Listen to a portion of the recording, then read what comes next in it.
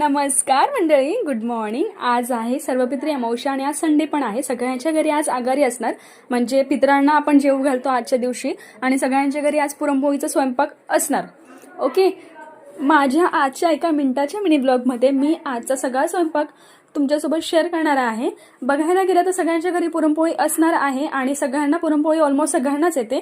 फक्त जी रशी आहे म्हणजे आमटी वगैरे काही गोष्टी करण्याची पद्धत जी आहे सगळ्यांची वेगवेगळी आहे. म्हणून छोट्या छोट्या क्लिप ॲड करून मी आजचा व्हिडिओ तुमच्यासोबत शेअर करते आहे. आमच्याकडे सारं बनवताना कांदे, खोबरं, लसूण, अद्रक याचं वाटण करून आणि जे डाळीचं पाणी असतं तेच पाणी आम्ही टाकतो. वरतून दुसरं पाणी आम्ही ॲड नाही करत.